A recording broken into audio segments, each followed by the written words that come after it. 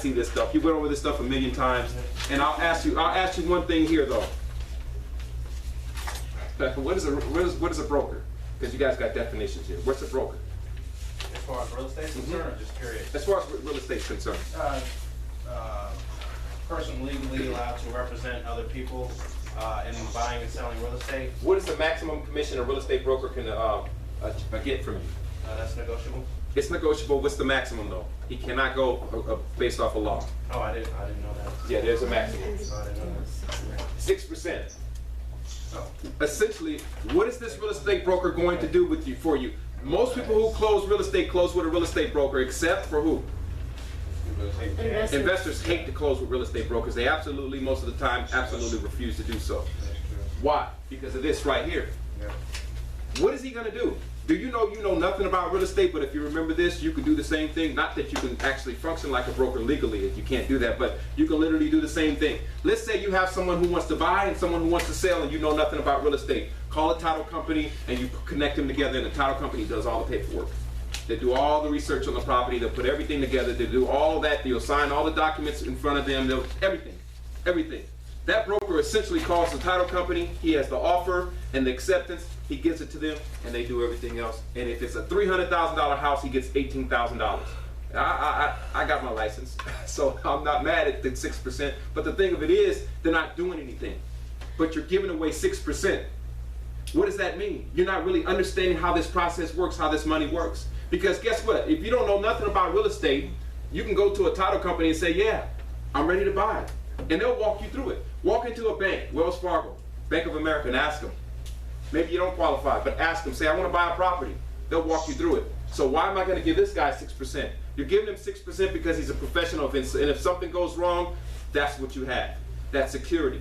I gave an attorney 120 grand for my divorce, my very first divorce, $120,000.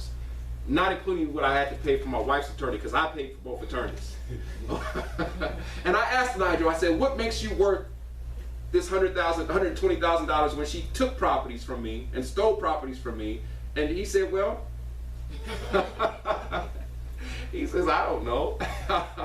I still know that man today, and he's still my attorney today. And I called him. 2 or 3 months ago. I called him on a Sunday just to mess with him, on his personal cell phone. And I said, it's because I gave you so much money. That's the reason why I want to call you on a Sunday. And I'm glad that you answered, because you should. Okay. Anyway. The thing of it is, you're giving commission away, or you're giving, and we do this every day. We do this every day. We take the money, we put it into a bank if we're frugal, and we save it, and we see our account continue to go up a little bit, maybe, or a lot. And we say, well, I had 10,000 last year, I have 11,000 this year. 10 years from now I have 20,000, and you think that's a good thing. And from a consumer perspective, it's a very good thing. But from an investor perspective, it's the same as giving away your 6% commission. Yeah. Because you're getting 0.5%, maybe 1% if you put it into a CD, and you say, well, that's something. But when you look at it, inflation is greater than anything they give you in the bank, including if it's a CD. So that means even if your money is going up and the numbers are going up, in reality, your purchasing power has gone down. That's why a car 50 years ago was $2,000 or $3,000, and today it starts off at $8,000. Even a cheap one, a Geo Metro, a hatchback, the same thing that I started off with. Okay, it's an $8,000 car still, and the value of property, even though it does this, you can't get a property what they were buying them for in the 1800s. You're not going to go chop one down and build it. You're not going to do that. My grandparents got their house that they still. My mom has it now. They got it for 10, and it's worth 4. Wow. For 10,000, it's worth 400,000 today. And that's because your purchasing power goes down. So you appear to be saving, and then people say that, oh, I paid off my house after 30 years. And it was worth, when I got it, $100,000, that was worth $300,000. They don't understand money. That makes no sense. Because when you go back and you look at all those mortgage payments that you made, you paid that $300,000. That's why you have $300,000 in mortgage. So you got financed for $100,000, but you paid 3.5% or 150% more than you got it for. So that equity came out of your pocket, right out of your butt. But you're looking at it as value.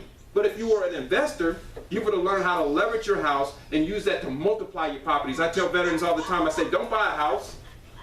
Don't buy a house. You live right there next to Hemet. We're an hour and a half away. I say buy a fourplex in Hemet for less than you can buy a house in San Diego. Live in one of those units, drive down to school like you've been doing, take your little hour to drive down to school. But now you have an investment property. You use your VA to get that property that's less than $300,000, that's bringing you in $2,800 a month. And those are real numbers. I didn't make that up.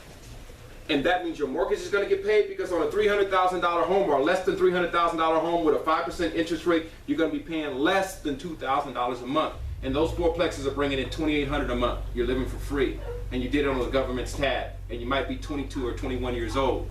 And if you got a great credit score, you can do the same thing. Think about this. I don't know what's going on. Is somebody hurting somebody back there? I don't want to be a witness to that. You know what that will mean for me? Let me turn this volume down. Okay, so I'm glad you guys showed up today. Take these things serious. Read the Wall Street Journal. Call me, bug me. Get my phone number if you don't have it. Get my email if you don't have it. Connect with one another. Get one another's phone numbers. Mike, I'm glad you showed up. Liz, Javon, Coach Thompson, and I forgot your name. David. David, I'm glad you showed up. I'm glad that everybody showed up, but now do something about it, because just to show up, it doesn't mean, you know how many bench players there are in basketball? Do you know that there's somebody walking around with a ring right now that has never touched the basketball court in real time?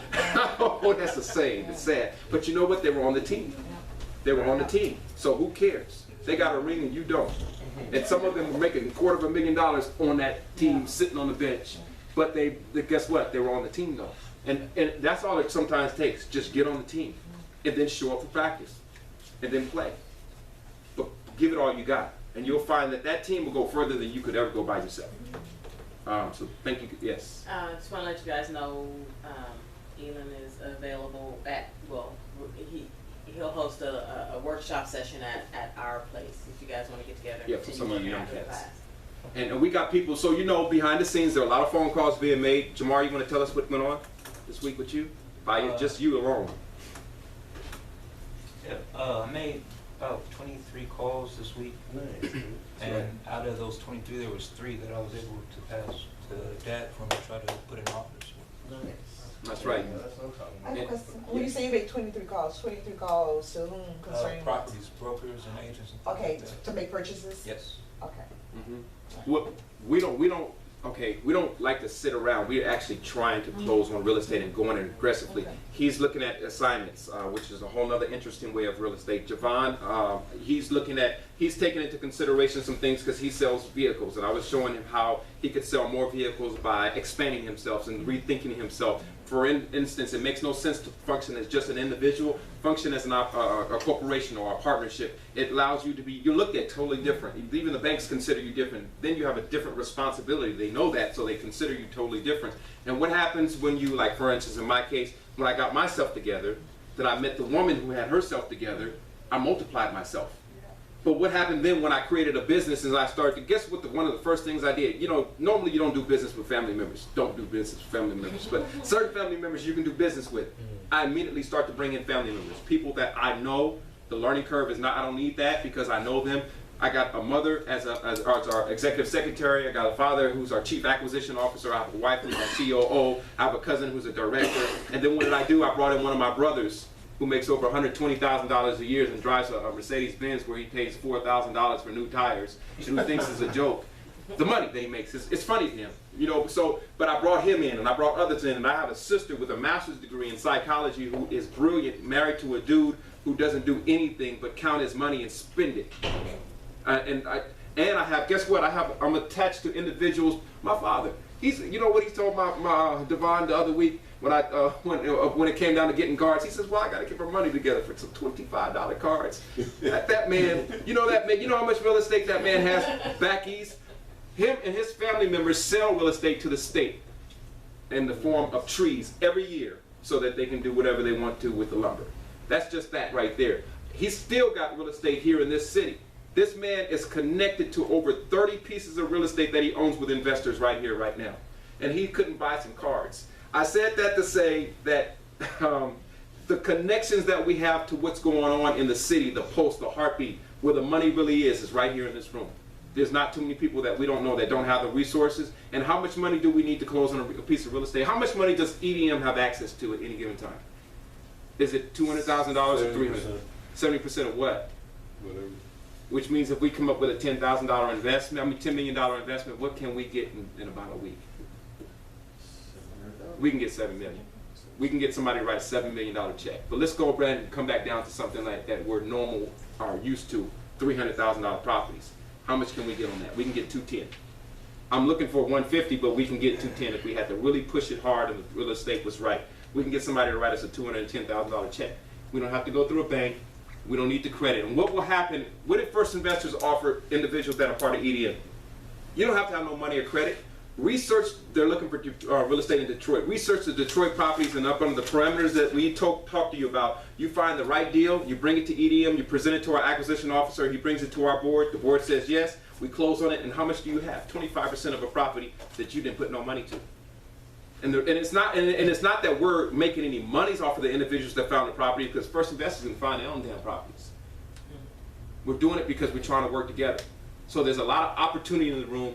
What are you going to do with it?